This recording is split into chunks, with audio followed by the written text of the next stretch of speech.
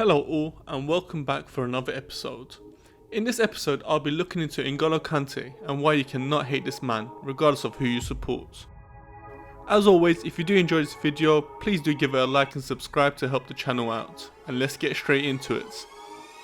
N'Golo Kante is widely recognised as one of the greatest central midfielders of his era.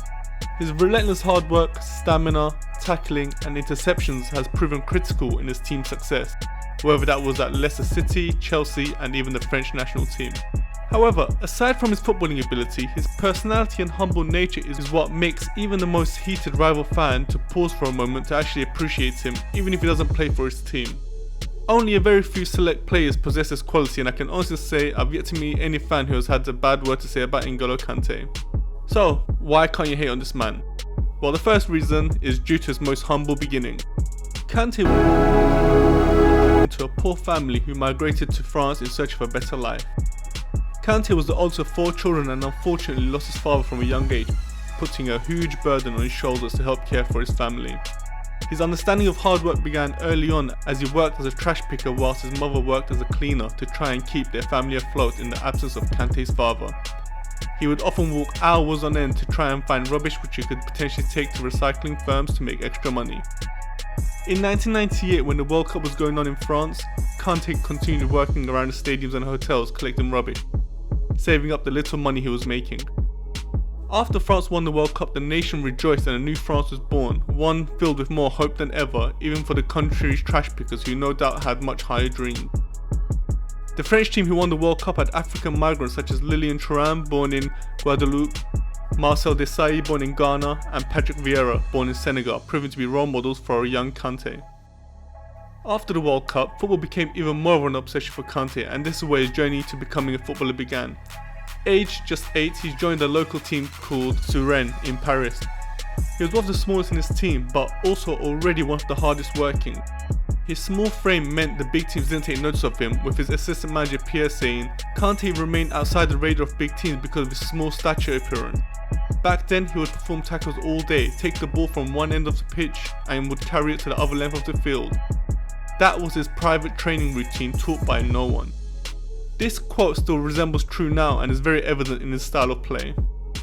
Kante's humility and focus helped him achieve success early on, with one of his teammates saying, Kante was 3 years younger than us, yet he was already playing with us. We were playing against a local team and he came on 10 minutes from the end. He was smaller than everyone, yet no one could get past him. Even when his team started winning trophies and celebrated, Kante would often be left out due to his shy nature, not wanting any attention thrust upon him. He was someone who would rather watch from the back, rather than be the one lifting the trophy. It's amazing to see history repeat itself when a similar situation arose, which I will touch on later on in this video. As time passed, Kante's loyalty and respect to his team and manager continued to grow, and as he got older he began to train some of the younger kids for a bit of money. After working hard on his craft, he made the move to Boulogne in 2010. Despite becoming a professional, Kante was smart enough to hold a diploma in accounting in case things didn't work out. He then later joined Caen, becoming more widely recognised for his energetic displays covering every blade of grass. You can't hate on Kante, well, because he's fantastic at his craft. His talents caught the attention of Premier League side Leicester City when he joined for around £6 million, surely one of the best signings ever. He became a key member of the squad and helped them lift their one and only Premier League title, something which nobody would have imagined. His success and dominance in the league caught the attention of league rivals Chelsea, who he joined for £32 million, whereby he again helped them to win the league in his first season there. Another reason to love Kante is, well, because when he first joined, he thought it was normal to run to training. According to The Guardian's Daniel Taylor, Kante reckoned it was possible to run into training every day and had to be persuaded that it wasn't usually done that way in the Premier League. In today's game, where even the most average professional footballer probably has a top of the range car, Kante has remained rather modest and humble. Instead of buying a Ferrari or a Lamborghini or any other fancy sports car, Kante continues to drive his Mini Cooper. Fame has definitely not gotten to his head, and even after he was involved in a crash on his way to Stamford Bridge, Kante drove it to train 2 days later with the wing mirror held on by tape and the front wheel arch still missing. When France won the World Cup in 2018, with all the players fighting to lift the trophy and celebrate, Kante, like he did all those years ago in his childhood club, was in the back, not wanting to be the focus of attention. His shyness was so extreme, his teammate Steven Nzonzi had to arrange for him to get the trophy, noticing his teammate's shyness. Another teammate, Oliver Giroud, also added he was too shy to say, "It's my turn to hold the cup," so he just stood there and looked at the trophy from a distance. Sometimes people came in front of him.